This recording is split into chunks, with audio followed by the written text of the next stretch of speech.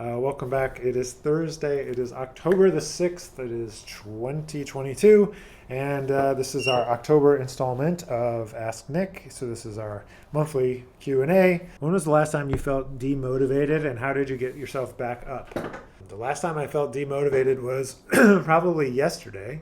I just went to bed, got back up, and just got back to it. And this goes back to like a wider question or a wider idea, I suppose. I find like motivation and all these type of questions, it's kind of irrelevant question, because if you decide beforehand kind of your identity, who you are, what the types of things that you do ahead of time, the idea that you need to motivate yourself in the moment to get something done is kind of irrelevant, because you've already decided that you're a person that does a certain type of thing. Like, I'm a person that is going to get stuff done. I'm a person that is organized. I'm a person that is going to try to fight tooth and nail to make something happen.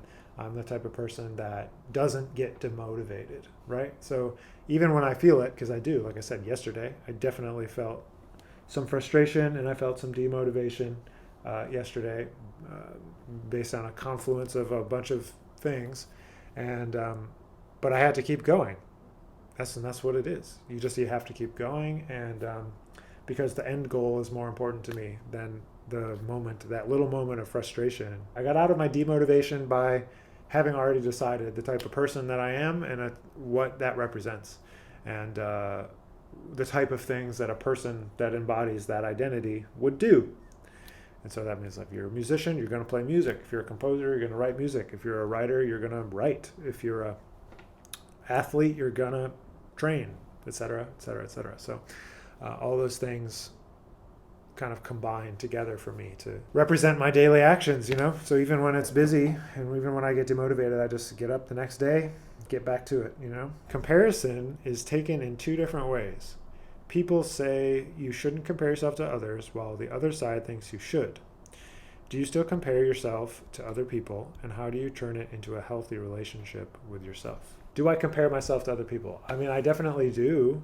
I think it's human nature to do so. I guess it's how you do it and how you handle it, I suppose, that is important. So how do I handle it? That's what I'm trying to say. Like, how do I do it? Because I know that I do compare myself to other people. Like, I can play this person can play this, I can do this, they can do that. I definitely do in a certain kind of way, but it's more of like a frame of reference for like what I need to be working on, and a frame of reference for like where I want to get to, and the types of things that they do that maybe I want to replicate, or maybe they do things that I don't want to do, and so I want to make sure that I'm on a different path so that I don't go down that path. I think it's easy to get into like a negative spin cycle, but I also think it's positive. Like, if you're trying to play with your heroes, for example, it'll, at least for me, like, motivate me to get it together, and it'll motivate me to get the technique together to execute the thing that I want to be able to do. I mean, you shouldn't compare yourself, because comparison is not going to be helpful, but it is when you compare yourself in the search of something greater. I think it's important to figure out for yourself, What kind of personalities have you encountered working with other musicians that you want them to work on? But yeah, I mean, there's a lot of different personalities, but I mean, I'm not going to tell somebody how to be. If you're just talking about like general personality traits that you might want to inhabit if you want to be a professional musician, which is probably a separate question, it's like you want to be professional, you want to be easygoing, easy to work with, be responsible, organized. It doesn't hurt to have a free spirit. Being an organized person doesn't necessarily make it so that you're going to be a great musician, or being a great musician doesn't mean you're going to be professional all the time. Sometimes there is a disconnect between those kind of different worlds people might live in mentally, and I think there's something to that, and having those two sides, that when you get onto the bandstand, or you can just play, and you can kind of loosen yourself from the grips of, like, I have a video on YouTube somewhere talking about like the jail of the word should. Like, I should do this and I should do that. Well, it doesn't really help you to stand out amongst a crowd.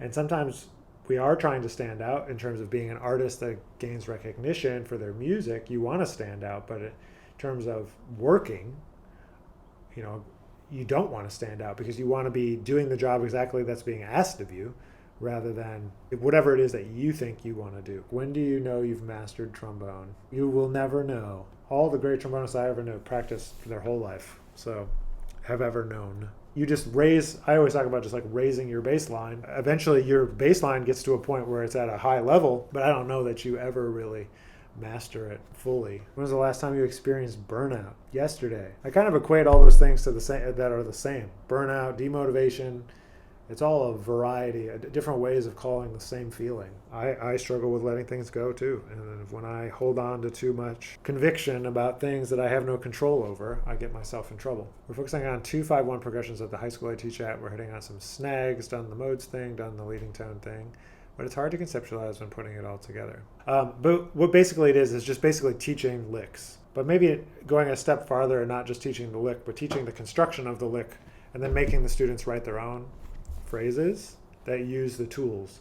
So in my book, it's called Get Language. It kind of breaks down a couple of things that are helpful, I think, thinking about a diatonic step and then adding in some chromatics, like some bebop scale type stuff, and then adding diminished scales and altered scales. And so you can kind of take one phrase and see how it's manipulated to get different colors. What I would do is I would just teach them like maybe 5 licks in whatever key that you're working on it in, that go in that last 4 bars of the blues. Sometimes there's just not enough context of the vocabulary yet, is what I've discovered. And just kind of teaching things by rote, not writing it down, but just teach it to them and have them master it in one key and not worry about transposing it yet to like a million different keys and stuff. I find it can work pretty well. You just teach them some licks. And it sounds dumb, like I'm going to teach licks, but you're not really teaching that. You're teaching like phrase construction. You're teaching like how to manipulate the phrases. That like you're going to play diatonic on the 2 chord, and then you're going to play more chromatically on the 5 chord, and then different ways to do it. And then you can say like, all right, here's our first phrases. Well, now you've got 5 that you learn. You see like, oh, how do I combine them together in different ways? So you can do the 2 chord measure from the first line, and then the 5 chord measure with this line, and then the 1 chord measure from the third one. And you can see like, okay, well, how can I connect those? So starting to actually work and manipulate with vocabulary rather than just like get tossed in the ocean of like play all this different stuff and modes and scales and things. And so I think it's kind of like a balance, because I used to think that was not a good way to learn, to improvise in terms of like learning licks. But I think if you kind of are teaching a concept of like how you're manipulating this language in learning phrases and stuff, it can be useful, depending on the level. Going into like work on transcriptions might be too far. Like it might be too much to absorb. Maybe one phrase every class is something that you spend 5 minutes doing. And just think about like how many classes you have, and like, wow, you could teach them a lot of phrases that would then be able to apply to the tunes you're working on. I don't know. So maybe try that if you haven't yet. Maybe you already have. Sometimes it's just so foreign of a concept. Like, how do I put this 2-5 together? It's like you need examples. So like in the improv class that I teach, I do 5 lines from Charlie Parker, 5 lines from Bud Powell, 5 lines from Dizzy Gillespie, 5 lines. Just give them JJ lines. Just give them some stuff, and then you can zoom back out again and see where people are at. It's kind of, big picture, zoom in for a little while, give them the information, and then kind of zoom back out at the end and kind of. Anyway, that's a strategy I've tried. I've seen it work with some students, so it may be helpful to you. Last record you listened to all the way through that you didn't like. I don't listen to records all the way through that I don't like. I am not going to waste my time, because usually I'm listening for a purpose of like, maybe it's with the record label, trying to stay on top of what's happening and just trying to get the vibe of some stuff. So I'm not going to like listen to it all the way through. I do think it's a valuable exercise to listen to things you don't like and that you don't understand. So I'm not trying to say don't ever listen to something that you don't like, because it is useful to try to understand another perspective. What's good about it? What do people like about it? Because if I get all the way through, there's something about it that's either compelling in terms of the tunes or the improvisations or the sequence of tunes or anything like that. So to me, it will have caught my interest in one way or another if I get all the way through it. Apart from trombone fundamentals, is there anything you've been working on with regards to jazz? I feel like the thing that I'm always working on is finding the best way to articulate what I do instinctively or what I've worked on that can make it clear to someone else. And so that's more of a teaching thing. But the thing, it's like I find like the clearer I am at teaching something, the more I understand how to do it for myself, So for me, there's a lot of things that I explain and are not clear yet, and I'm still trying to figure out what is a way to actually explain it that's more clear. For example, one thing that I do that's very unclear, and I haven't figured out a way to clearly articulate to other people and my students especially, and I had a hard time understanding as a student when I started investing in it, was like changing slide technique and maybe adjusting slide technique to match the style of playing that you're doing, because the mechanics of like trying to explain like, no, I need you to turn your wrist this way and then move it this way, it's like it's really hard when you've trained yourself to play a certain way, and to untrain, retrain, all that kind of stuff. So that's something I'm trying to figure out for myself, like a better balance of how to explain those things. I'm always working on clarity. I would say above all else, clarity, and that includes clarity of thought, clarity of ideas, clarity of language, clarity of fundamentals, sound, articulation, flexibility. And I've been working on the same stuff for like forever. And I feel like it's still not really completely into my playing, which is these basically like taking melodic cells from music, or melodic cells like 0157, 0257, these kind of things. I've been practicing these shapes for a long time, and I still feel like there's more to explore there. I've been on a mission of exploring hexatonic scales. A hexatonic scale would be like, D major and E flat major. Put those two together and you've got a hexatonic scale. Where can I use that? What does it sound like? How can I recombine it? Opinions on background noise when practicing. I don't find that it's that problematic to do if you're working on specific things.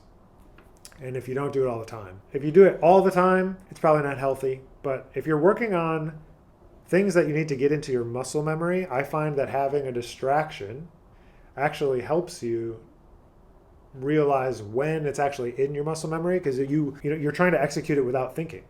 So if you can't execute it without thinking, i.e. paying attention to something else, whether it's Instagram or YouTube or whatever, then you actually don't have it in your muscle memory. If you know what I mean. So like if you're trying to do that sort of practice, I don't find any issue really with doing that. But if you're trying to work on sound and you've got something else on, that's kind of not really going to help you. So for me, it just depends on what you're doing, what you're working on. If I'm like working on an etude or transcription, I don't know that I could have another thing on and feel like I was being very effective. I think there's a time and a place, And I think that, like, for example, if you're going to watch something, like if I know a lot of people that like watch baseball games in practice, right? I'm not going to like throw people under the bus, but I know many trombone players that that would be, that would be something that they do. And like, it's like if you're going to sit there and watch the game or whatever, like you might as well be doing something also productive at the same time, because you're just sitting there. Might as well play some notes, right? Even if it's with a practice mute and you're just shedding some scales or something. I don't find it to be that problematic. Okay, how do you try and get rid of mental clutter when you're practicing or when you're about to practice? Steve Teray used to do this in lessons. Like he could tell, and I can tell too, in myself now, after training myself a little bit, he would have me play something, and then he could tell when I would lost my focus. And so he kind of trained me to like make sure that I'm bringing my focus back to what I'm actually playing and what I'm actually doing. So it's just like meditation. If you've ever done meditation and like, okay, focus on the breath, and you're focusing on the breath, and then your mind wanders, and then they say, oh, just bring your mind back to the breath. It's the same, exactly the same. And you train yourself to bring your attention back to the music, or bring your attention back to the thing that you're doing, the playing. Obviously, like if you're practicing, you're watching a game, and then you're playing, and then you're paying attention to that, oh, I got to bring my attention back here. But being able to do that repeatedly builds up that skill. It's very easy to sit there and go through the motions, but pay attention to what you're doing, for short bursts of time. That means for some people that can only be 10 or 15 minutes. So again, like I don't think it's a one-size-fits-all situation. You, as a person, got to figure out what works for you in terms of developing as a musician, to how long to practice, when to practice. So for example, if you're doing a transcription and you're getting behind on it and you're feeling stressed, if you wait to cram to a day before or 2 days, I'm going to spend all day the day before my lesson shedding this. You've lost already. Like there's no chance. There's no chance you're going to get that together. It takes your brain too long to process that transcription, to really play it well. At least mine, maybe not yours. Maybe you're cool. Maybe you're way faster than me, and that's amazing. But I'm just saying, in my experience, it takes a few days at least to kind of get comfortable with the transcription. So you got to back up and you got to plan ahead and learn a little bit at a time. And then it's like, okay, also, when do you do it? So if we're just thinking about transcribing as the example, when do I do it in the day? When do I do it in my practice? It's like, okay, well, if I'm in the middle of shedding a bunch of technique and then I just shift gears all of a sudden and I'm going to focus on this transcription and then I stop and then I have to go to class and I have to do this and that and that. It's not going to be as effective as if you're in a mental space where you're like, I'm going to learn this. And then you stop and then you do something unrelated.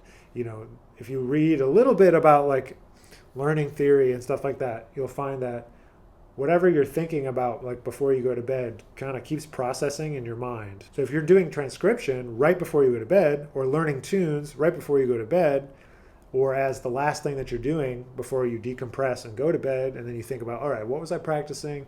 Think about that again. Like, it actually is really effective, for me at least, in terms of remembering, in terms of learning it faster. That's all with knowing that like it's gonna take more than a day. Like, there's no chance. Like, you just have to be honest with yourself. Like, this is two things, right? There's short-term memory and long-term memory. You can learn something. You can develop your short-term memory to learn it really quick. And if somebody plays you something, you play it back to them. That's a skill you learn as a musician. Just doing gigs and stuff, you learn how to do that. But then the long-term memory, and we know what that is, right? So that you can remember this tune forever.